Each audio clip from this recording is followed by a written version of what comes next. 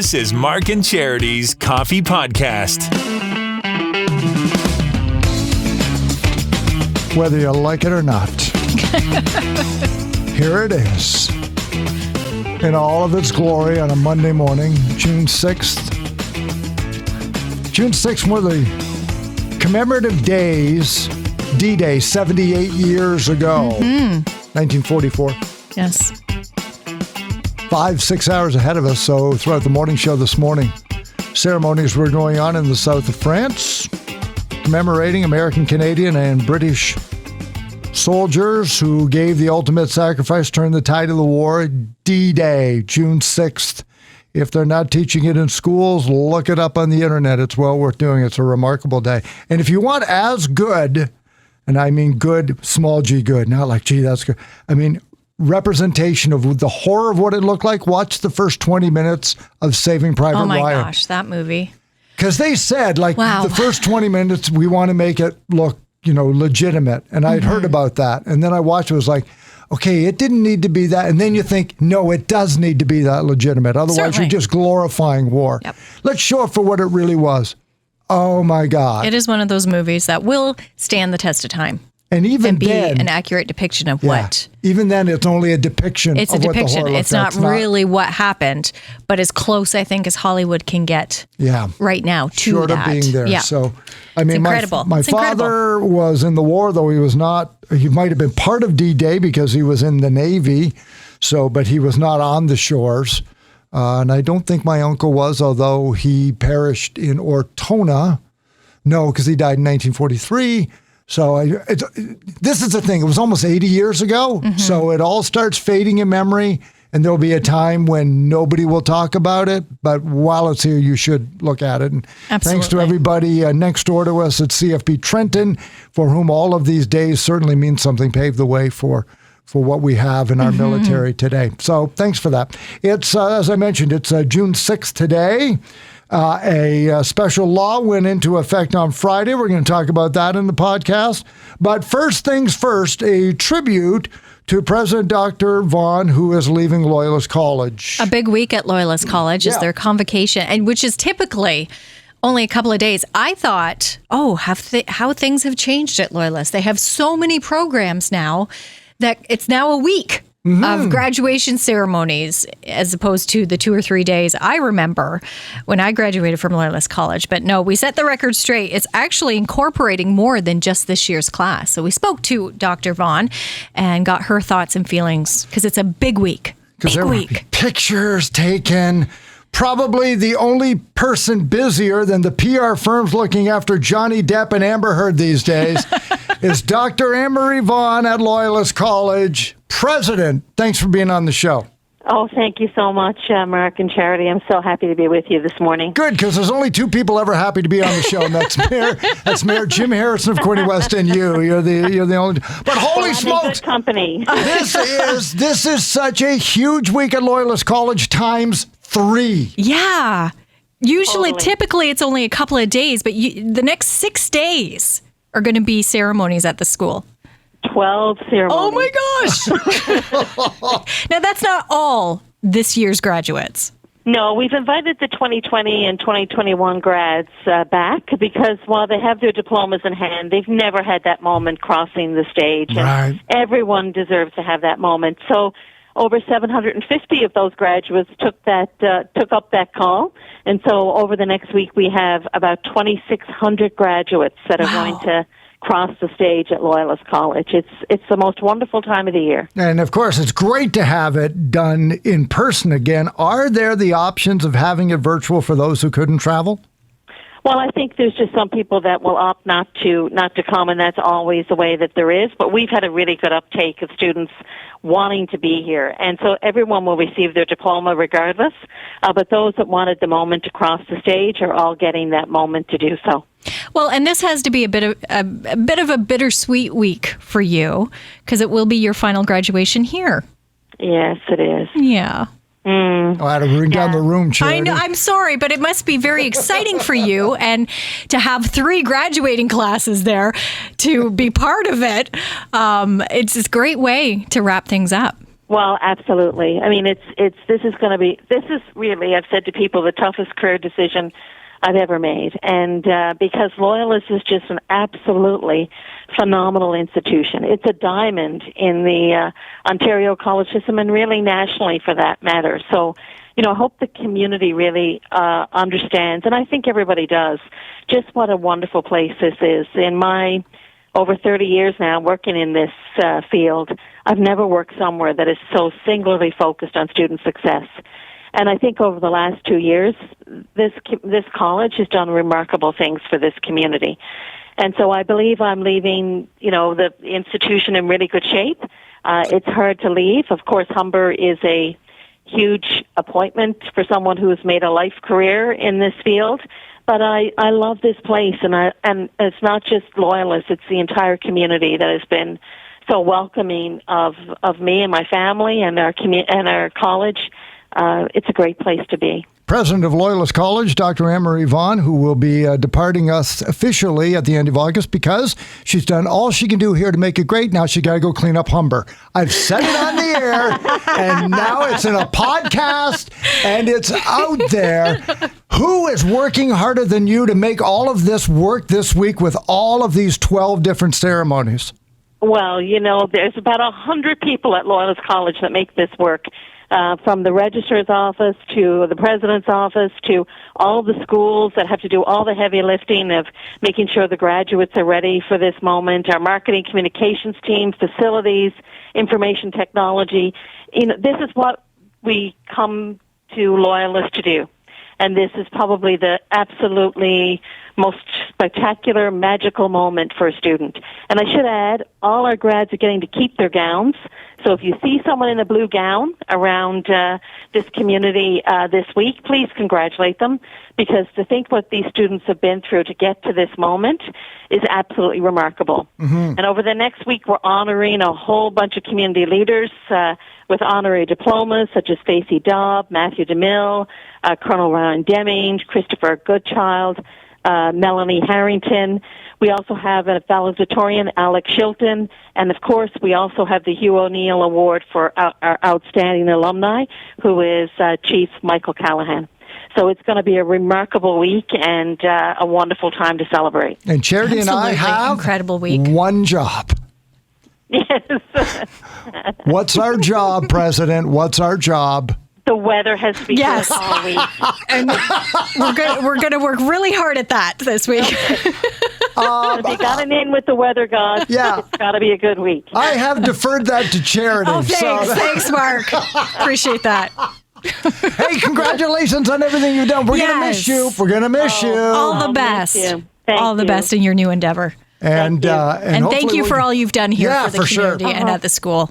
Well, it's an amazing place to be, and I'm sure there's nothing but great days ahead for Loyalist College. Where did you graduate in your class? Were you number one in your class? Top of your class, Charity I was Brown? top of my class. I knew it.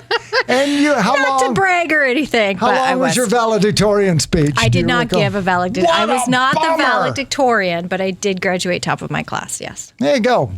I was one of the, I think there were 3 of us lucky enough to job out prior to graduation. So I was only at the school for a year and a half of my 2-year program. Okay. Like by February you were out? January? By December. By December. Yes. Superstar. They knew what they had. At the beginning of December, I started working full-time in radio. I also graduated top of my class in Of course you Fanshawe, did. And of course you did. Here we are, number 4 in a 5-station market. Doing a podcast. Two top of their class broadcast graduates. Kids. Here we are. Stay in school. But in all seriousness, trying to put all this together, 3 years worth of graduations. And what a wonderful gesture for those who could not cross the stage, because my daughter graduated last year in 2021, not from Loyalist. She did go to Loyalist and then moved some of those credits on and went on to get her Bachelor of Commerce, and felt bummed out. We put she couldn't go? a card your yard to the graduate and everything, and it was done online, and there was a video, but it meant a lot to her to have crossed the floor that she couldn't. So what a great gesture on Loyalist's part to be able to offer them that. I didn't mean to bring the room down, but It really does have to be bittersweet for Anne Marie. It's bitter in the sense that, yes, this is her final graduation here, but what a way to wrap things up for herself. That was the point I was trying to make, because not only is it just one graduating class, you have 3 graduating classes. So you have an entire week to celebrate all the accomplishments, as she said. These students have the trials and tribulations, the obstacles they may have overcome over the last couple of years, to see them crossing the stage a little extra special this year. There's no question. Obstacles in the last couple of years in education, period. Now put yourself as a president of a college. Yeah. Where you're looking after younger people who aren't just, and I'm not minimizing high schools, but the families live here, you can communicate. Now you've got to deal with students from another country and families from far away and try to get the education. Then you're trying to do distance education when you couldn't do classes for those who've come in. So, she did a great job to get everything done before moving on and fixing up Humber. Certainly big shoes to fill. Yeah. Whoever comes in. And I asked her, I said, have they chosen anybody yet? And they said, no, they're just starting. And so I said, great, there's still hope. Because I think Charity would be great. Yeah. Okay. She is friendly. She is so organized. And as you've all learned on the show, incredibly tolerant. She's so patient and tolerant. Oh, my gosh. Because we have this joke. Charity and we have this joke. When she leaves the office on Friday, she says, have a good weekend, Mark. And I say, okay, I'm going to text you all weekend long. And I never do. Well, sometimes you do. So depending on how you do with Wordle. You like to rub that in if you can. And when I do, it's like, okay, somebody stole Mark's phone because he would never do it. What happened on Friday, a new law came in. Is it a law, like an actual law? Yeah. Yeah, okay. It's called the disconnect law. The disconnect law, where you will not be held responsible. Now, I guess I'm trying to... for not checking your emails because you're not at work, and that if you were to supposedly get in trouble, the law would protect you to say, no, I'm not at work. I don't have to check my emails. It's actually in a law that came in on Friday. That's right. It's the right to disconnect, not engage in work-related communications, including emails, telephone calls, video calls, or sending or reviewing other messages, to be free from the performance of work. So anything work-related, the obligation to respond has been lifted, because they were finding people are getting burnt out, especially recently over the last couple of years. People were working from home. So again, that line between home and work became very blurred.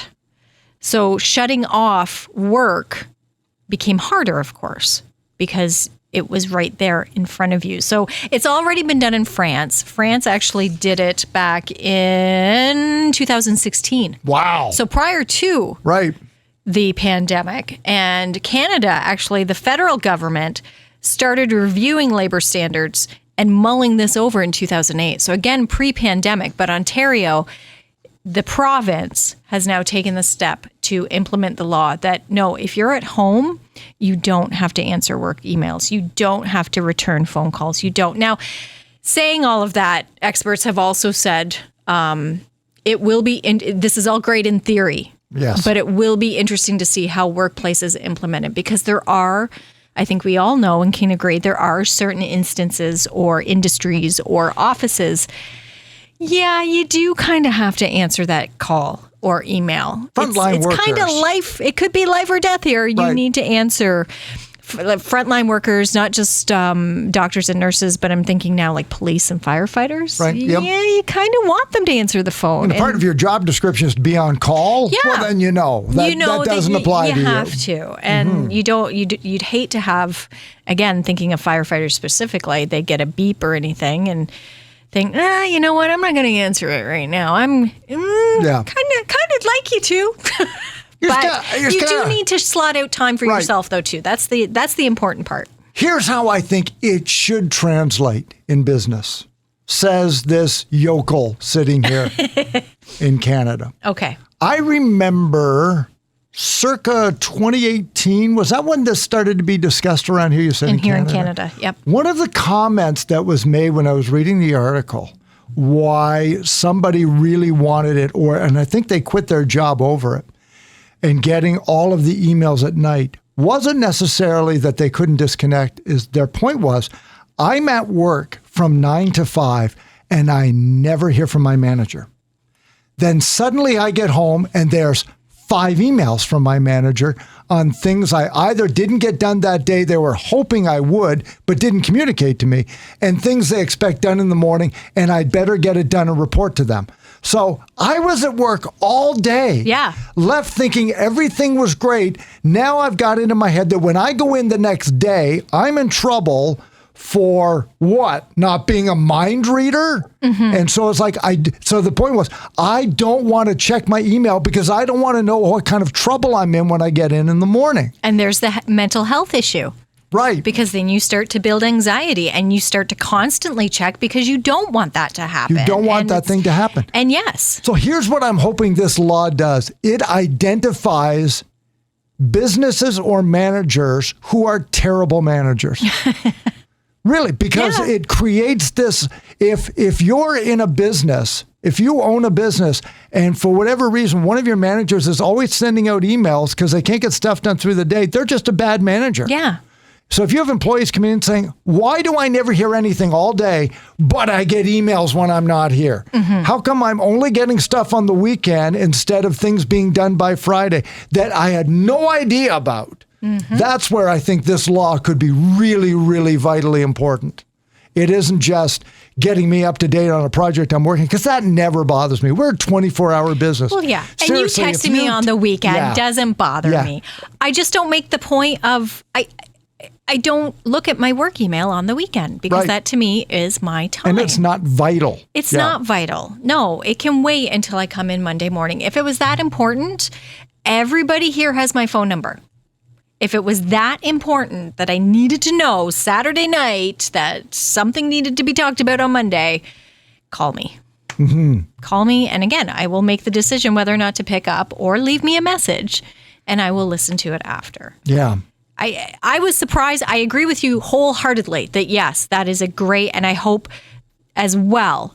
And I feel that that may be more the point of this than anything else. But I was also surprised because I thought it kind of went without saying that. I always kind of believe that when I leave here Friday afternoon, say, I know it's earlier than that, but when my work day is done and I go home, I'm home. I'm not going to be, because I know people that go around, and this is the other part, the point that I made with this article was people just don't shut it off because they have their email connected to their phone or their device. So it will ding. So they're constantly be aware of emails that come in, even at home. Even if they don't read them. Even if they don't read them, they know. So then it's that, oh, okay, I better check that email. It might be, shut it off. Just shut it off. And sometimes you do need to make the conscious effort to do that. But yeah, just disconnect. For your own mental health. For your own mental health, absolutely. Yeah. So you don't get burned out. You need a break. We don't want that. No. We don't want that. We don't. Off and running this week. Coming up tomorrow morning, Jimmy Hollywood's got Take Home Tuesday. Judy Gilbert's going to be on the show. Yeah, we're going to talk to Judy Gilbert. One of my favorite people. I know. Used to be with the United Way. She's written a book now, which is very interesting. As she was telling us about it, I thought, wow, I'm so glad she did this. She was a college hockey player. Well, I mean, she's okay, no, I was going to say she's Bobby and Dennis Hull's niece. No, Bobby and Dennis are her uncles. And they can take a back seat now because Judy's the one writing the books. She's got a book launch coming up on Saturday at Capers, and then the books can be available. It's called The Next Shift.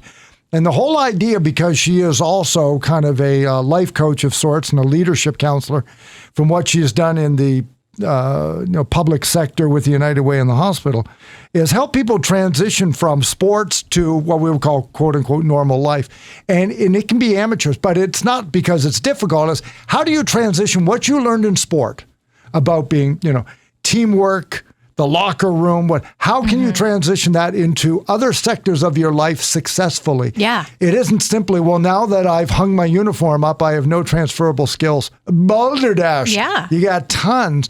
And as she'll point out in the book too, it isn't just sports. If you're a leadership in, a great parents can learn tips. If you've been in some sectors and then you're moving into business. And anyway, she's such a fascinating person to learn from. I'm looking forward to the book. I'm going to pick up a copy of that book. Well, you want to totally transform the show. Oh no! I was going to say, you want to talk about mental health. This is a great topic because, and as you just said, so many people, not just athletes, but so many people shift throughout their life into different fields, and what you were used to and doing in one way, now you find yourself at the very opposite. So how do you bring that with you? How do you shift the next shift? And I thought that was very interesting. What a great perspective. And I think most people think you're done. Once, let's absolutely. Say, you change careers. It's like I can't do anything else. Yeah, and I think, well, everything I have in radio is gone, and I'm starting from. No, I'm not. What you can take with you, but how do you implement it? And that's a lot about what this book is going to be about. Very interesting. And Uncle Bobby and Uncle Dennis Hall are going to be there at Capers on signing her book. On Saturday, and a number of other athletes, including an Olympic hockey player, is going to be there. Female Olympic basketball hockey player. Basketball. So that's going to be good. So she's going to be on the show tomorrow morning, and then on the podcast. And then day 2 of convocation. So that's just going to go all week long. And just before we go, we got a great text this morning from Evelyn. A major thanks to everybody who did the walk to eliminate ALS on the weekend. $23,000 they raised ahead of the Relay for Life at Loyalist College this Saturday. It June started, 11th. and it's so great to see these events back. And it's great to see big numbers. Yes. Big dollars. Not only the dollars to those participating, where it's good to see a lot of people getting behind these causes again, getting out there. It's more of what we're used to around the Quinte region. It's so 2019. Another step to getting back to normal. We'll get to there. It's Mark and Charity Coffee Podcast here for Monday, June 6th. Enjoy it. We'll get back together again tomorrow morning on 95.5 Hits FM.